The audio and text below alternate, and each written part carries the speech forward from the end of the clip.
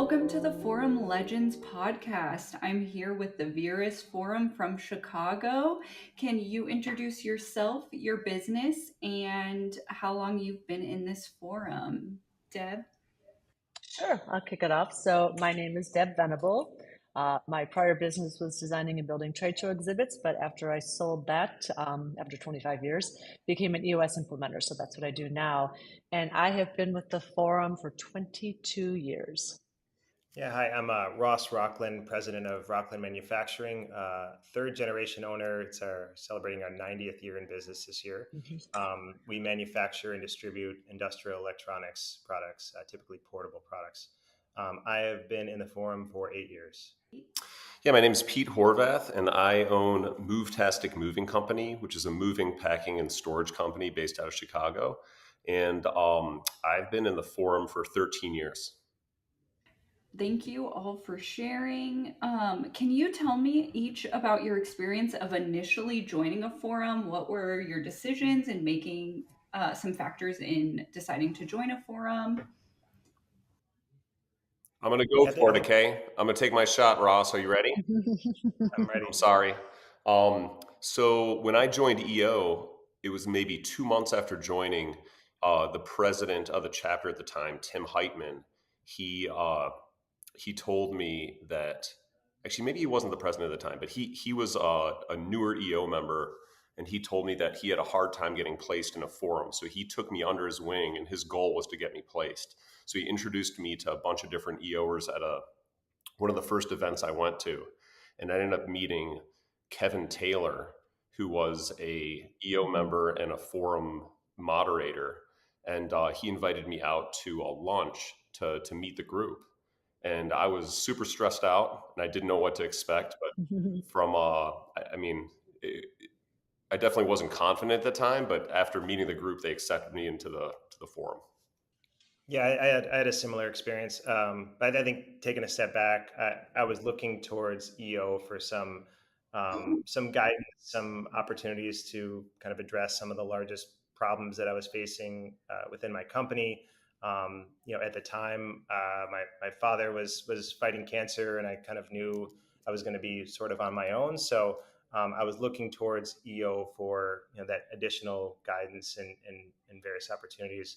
And I'd heard from talking to other members that the best and the biggest value you get out of EO is the forum experience. And so went through training and was invited to come in and meet Deb and Pete and the rest of the forum. And they grilled me with some questions, and fortunately I made the cut, and that brings us to now. Yeah, and so my experience is similar, but again, my own journey of I had just given birth to my second kid, and was just kind of wallowing in how the heck do you balance family and running a business. And I was also extremely young, so I wasn't even 30 yet. I was just in my late 20s, and really didn't have any kind of friends that understood what it meant to put your credit card on the line to run a business, and all the risks and all the kind of struggles you went through. So joined EO, and then I was actually interviewed by a phenomenal gentleman by the name of Mike Maddox. So he's just a gem of a person, and said, Deb, you'd love this. You'd be a great fit. And similar to Pete getting kind of taken under someone's wing, Mike put me under his wing and introduced me to Dan Heiritz, who is a member of our forum. And Dan and I are the ones that have been together the whole 22 years. And so it's been a great experience from the very, very beginning. But yeah, I needed a peer group because, young and dumb, I didn't have anyone else to talk to about my business needs. That's incredible that you all have that same thread of needing connection. What was one of the most surprising benefits of joining this forum that you weren't initially anticipating?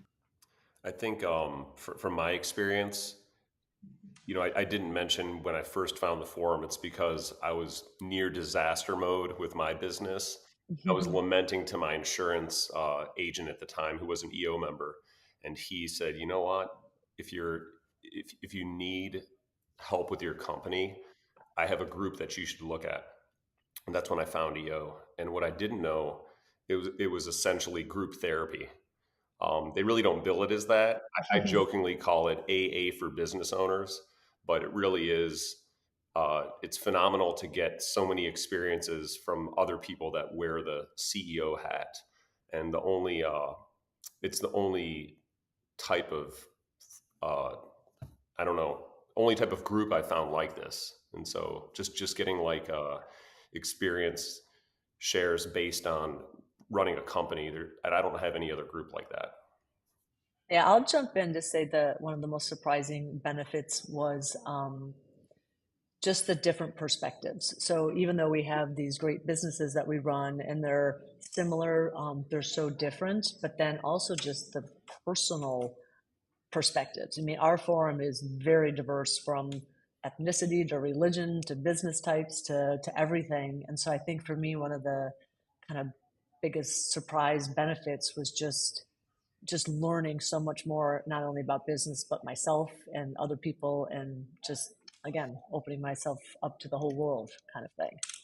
Yeah, I would agree with all of that, and I think another surprising one for me was accountability. So I Hmm. previously worked in larger companies, and you have accountability, and you report to a boss, and when you're running a company, you may not have that accountability source, right? And so that's something we've really focused on over the last few years, instilling kind of a culture of accountability within the forum structure. And we've done that through kind of personal action plans that we all report out. How's it going for you? Are you hitting your rocks? Are you not? Let's dig into that a little deeper. So that source of accountability that I think is lacking a lot of times when you own a business, was is something that was surprising, that and has been hugely beneficial. So all forums are unique, and your forum in total has been together for 22 years. So you would be considered a forum legend. So can we kind of break down how you set up your forums? Do you find that and this can be just a pop in anyone answer, is it more of a highly structured forum, or are you a little bit more casual? I would say we are very structured. So we are pretty tight. We follow a lot of the best practices. We, as Ross said, we really hold each other accountable, and that means you're not you're not 30 seconds late to a meeting. We really put ourselves on a high pedestal for respecting one another, really honoring what we say we're going to do. So I think that that's one of the reasons that we're together, is that structure and those guardrails helps us stay focused and helps us get the best out of the 4 to 5 hours that we spend together every month. So for sure, we're structured and disciplined. Right. Wonderful. And I would say, built on that, we're laughing, we're having fun, right? There's Yes. there's that's a key part of our culture, but yeah, very much structured and adhering to guidelines and the accountability piece. Yeah. Hmm. Yep, that's Yeah. true. And definitely over the years, we've had people come in and, we hold them to our lens. And if they don't show up on time, if they don't contribute, if they're not Hmm. getting enough value personally and then giving to the group, then we find they're not a good fit. Yeah. And Wonderful. so to go back a little bit to that about us being disciplined, part of the discipline is to really uphold what EO does, which is to go 5% and to really be vulnerable, really expose yourself, really, kind of explain and talk through your weaknesses and some of your biggest challenges. So that's part of the discipline also, is for us to do a lot of self-reflection and be honest and open with one another. So we laugh and we joke, but we also cry, and we keep growing together, which I think is part of that discipline, helps us continue to grow as individuals and as a group. In connection with that, can you walk me through how you communicate and build connection within your forum so people feel that comfort of being vulnerable and open to share? I think one thing we do that's definitely special to the forum is we do something called pairings. So in between meetings, Mhm. we meet one on one and we have the ability to just bond with one person versus doing so in a group setting. And I think that really helps build the trust over time. Yeah, and I think everybody, in terms of the open communication and the 5% that Deb mentioned, I think everybody kind of takes it upon themselves to share that openly. And so when everybody else is doing it, I think it makes it easier for the group, for every member of the group to take that approach. But yeah, I would say there's pretty constant communication. whether it's through group texts or emails of, hey, Deb just sent this morning, I saw this, listen to this great podcast, and I think you'd all find it valuable. And we're constantly sharing ideas and stuff like that with each other so that we can learn and improve ourselves. And we also have tremendous communication because we are phenomenal listeners. So we're very, very adamant about walking into that room, the phones go off, and it is one person speaks at a time. We're not talking over each other. We're very, very conscious of making sure that we're growing that skill of being a good listener, which therefore makes us better communicators because we've actually heard the person in its entirety versus jumping around all the place. So I think we've really become great listeners as well as great communicators.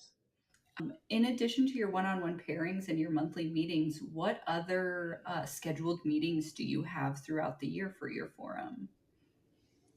So I'll take this one and say that we have a group of 8 of us, and we have our monthly meeting, which is a given, right? But some of those meetings we do earmark 2 of them, one to be a day treat where we spend an entire day together, and we'll bring in a speaker or we'll bring in kind of some subject matter that maybe we're all struggling with. And then we also do our retreat where we go away to some place, just different and fun and, connect with other EOers and again, do some deep work on ourselves and our businesses. So those are 2 other kind of places that we work. Also do the pairings. And then we're also very adamant about like who's going to want what event and who wants to carpool and who's going to be there and let's meet up beforehand for coffee. I mean, we just constantly stay kind of connected to one another. So the meetings are obviously scheduled for the whole year. We always know it's the second Tuesday or second Tuesday of every month, and we stick to that. And so aside from our regular meeting, we've got the day treat and retreat, and then the pairings are kind of the big other one. Yeah, and we're layering on a new one in January that we're focusing on our annual planning, both Yes. individually, for ourselves, for our companies, but also, adding what's our long-term goal and outlook for the forum too. So that's going to be a whole day exercise that we're going to work on together. So it'll be 3 kind of full days like that where we kind of take a step back from the typical forum approach, and then we take the summer off, which is nice to kind of get a break, and then everybody comes back really refreshed and looking forward to that first meeting in September when we come back to. And then like unofficial get-togethers, the Venn diagram of Yeah. hobbies. The 3 of us are runners. We meet up at races, and then Deb's generous enough to invite us out on her boat. We bring the kids, and so there's all these little kind of impromptu hangouts that are always a bonding experience, and they're always great. Yeah, I've heard for sure. about Deb's boat, so I am trying You'll to be there in get like invited for the next one. Open invitation to anybody anytime. So has the structure kind of been the same over the 22 years, or have you really refined it over time to what it is today?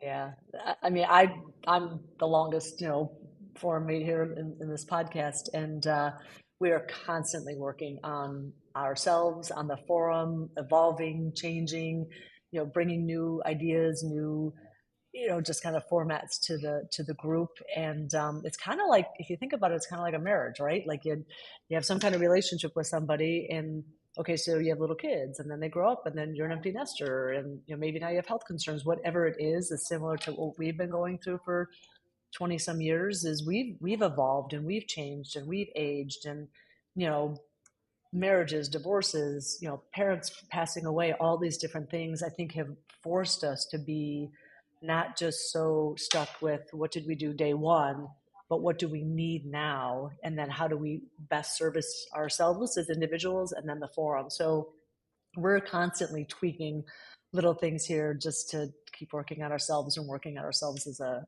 forum and as a group for sure.